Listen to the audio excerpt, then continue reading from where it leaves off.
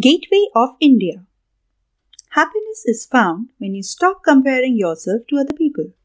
Anonymous. Time 7 p.m. It was an ordinary day at the Gateway of India, with its usual daily hustle bustle. But this very ordinariness made every day extraordinary in the evenings, because of this place and the people thronging here. Time stood almost still here, and moments hung suspiciously.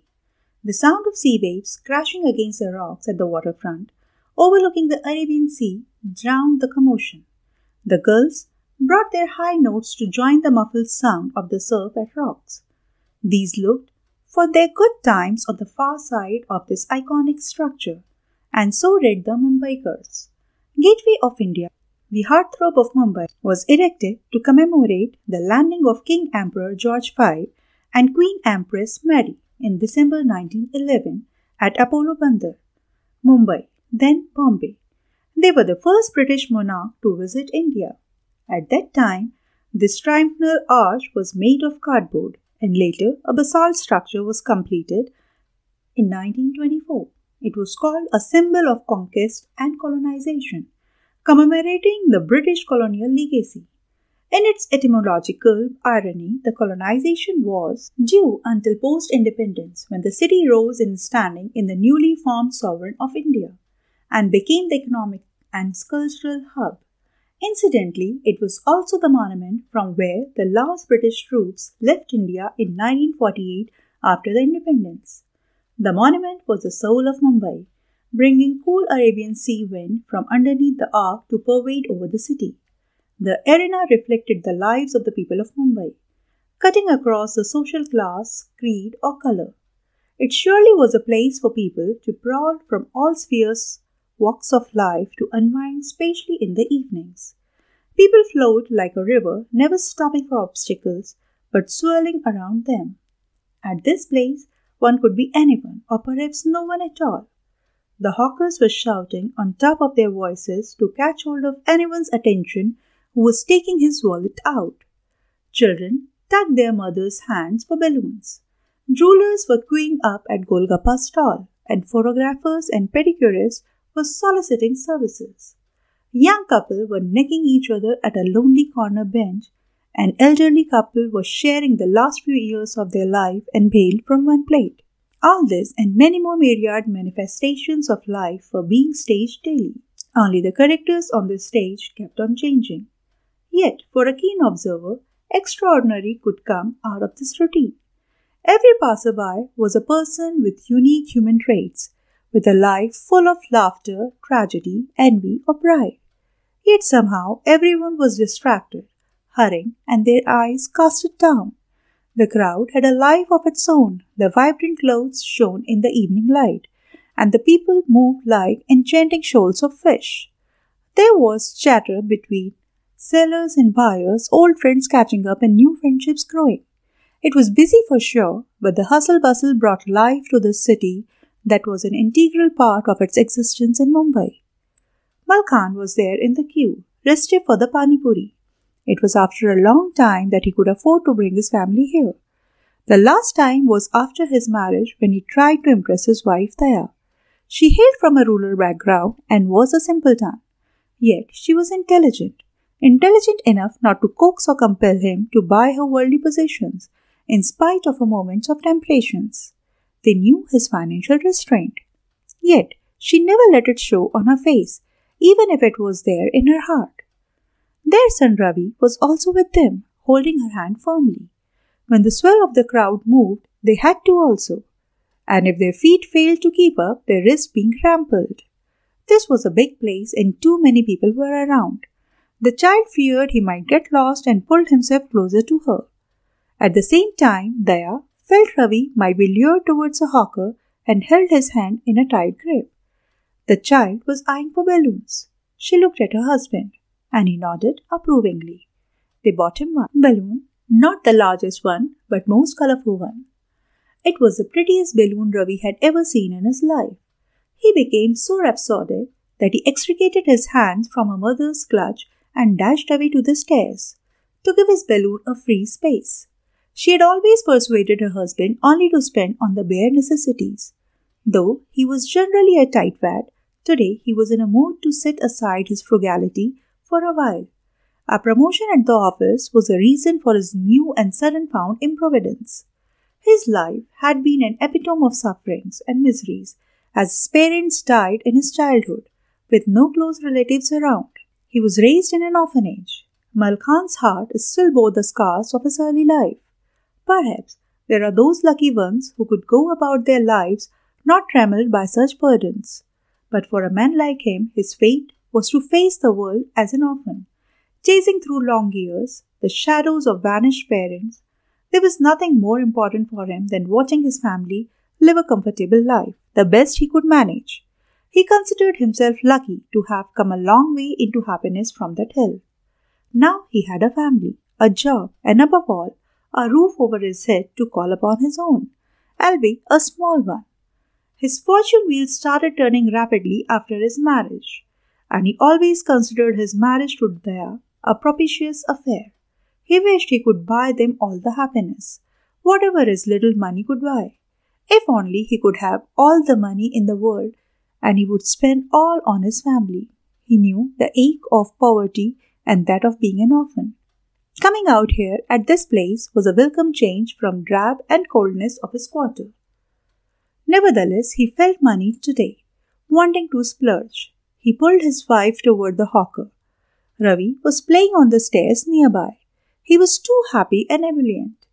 After so many days of being incarcerated by his drab life, Ravi was his childish best, carefree, gambolling around. Their life was far from inspiring or enviable, but they were nevertheless happy.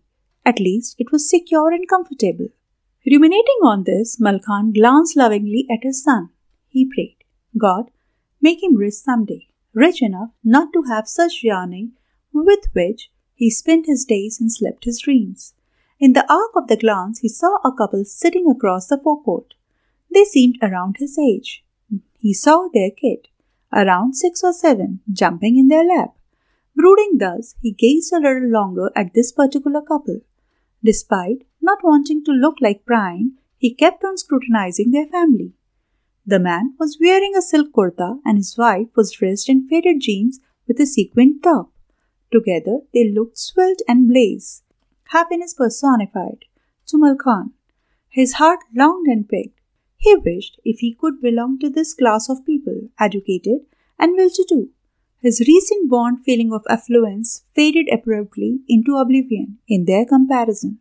Immediately he looked and felt pitiable, enough to spoil his evening, which he so far was enjoying.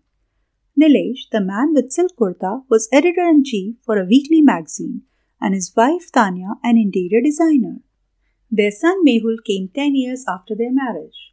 Nilesh did his bachelor's in journalism from the St. Xavier Institute of Communication. He was popular, suave, and charming, and Tanya was vivacious, beautiful, and confident. They met in the second year and they immediately clicked. Together, they dated for 2 beautiful years before tying knots, and even after getting married, lived like lovebirds. Both wanted to enjoy themselves before raising kids and family. And when they both had achieved professionally and personally what they wanted, they decided to move on by having a kid in their life. Nilesh was well paid in a well-secured job and was pursuing the kind of work that he loved to do. Tanya, too, had established herself as an interior designer with a good reputation. Together, they were living illustriously, enviable life until the last few days. Nilesh had reported a news article just before the last municipal elections exposing the dubious ministrations of a local politician come goon in a scam that involved laundering and swindling the money allocated for the development of their constituency. This irked the politician beyond comprehension, who called Nilesh to threaten him with the consequences if he did not withdraw his story with an apology. Having been a forthright and ardent reporter his entire career, he didn't take the bait and rather refused the politician up front. The miffed politico, who aired this to one of his aides who happened to be an underworld don of Mumbai. Since then, twice, Nilesh's home had been stone-pelted and once Tanya precariously chased while returning from her office. Once the maid who took their son to a play school reported some suspicious-looking men lurking outside the school, inquiring about their son. The police had shown their helplessness in taking any action without a shred of strong culpable evidence. As a result, the family was forced to live under trepidation and in cringing anticipation of further assaults. He remembered the moment when he had discussed this case with Tanya before reporting it. Now, this is what I call reporting. It takes a man as stalwart and gritty to unearth such a story, she exulted. Nothing made Nilesh prouder than a genuine admiration from Tanya. You think so? Yes, I had worked day in, day out for the last few weeks and took some calculated risks and spent quite a lot to collect the facts, Nilesh said, puffed up as a smug. He had completely missed the subtle undertone of satire in her voice. That was something which she didn't do often, and something which she didn't understand often. Soon she made it overt. Though this is a good scoop, you should think twice before publishing it. Nilesh was taken aback at the way the conversation changed its course. He said, but Tanya interrupted him. Just think of the implications it could have on our lives if this politician is miffed, which obviously he would be, with the elections looming large. Nilesh had in his insolence deliberately avoided this angle. He was rather convinced of this story getting a standing ovation in the echelons of media. Maybe so much as bagging you the Best Scoop of the Year award, she said cynically. Despite Tanya's protest, first subtle, then overt, and later in a threatening pitch, he went ahead with the project. Now looking retrospectively, he thought he should have listened to Tanya. He had everything, riches, family, work and reputation, everything which a man can dream of. Everything he had was at stake now. To unburden his mind from self-loathing, he turned his head away. To his right, he saw towards the entrance of the gateway of India a man in a white jawahar jacket. He pretty much resembled that politician to him, the one he had offended. He froze out of terror. Sitting here in the open without a cover or a place to hide or run away, he was like a sitting duck. The thought of getting killed, three of them together in an encounter, flashed in his mind for a second. He thought that God couldn't be so unreasonable. He was only doing his duty, and that too truthfully. He elbowed Tanya to draw her attention to this man. By this time, the man had come closer to Nilesh. The man was recognized by Nilesh. He was Harish Patil, MLA for their constituency, Borivali. But Nilesh could not conceal the terror on his face from Tanya. In a flash, Tanya's expression was like, "See what I told you." But they both recovered soon enough before they could actually speak their hearts out to each other. Nilesh was surprised to see Harish Patil at a place as public like this. Alone, sans his clout or cronies, it seemed odd for a politician of his stature. Tanya nudged Nilesh and in a whisper asked him, "Why can't we take help from Harish? After all, he represents us, common people. We voted him to power. This is just a matter of a phone call for him, to set our deplorable lives on right track again."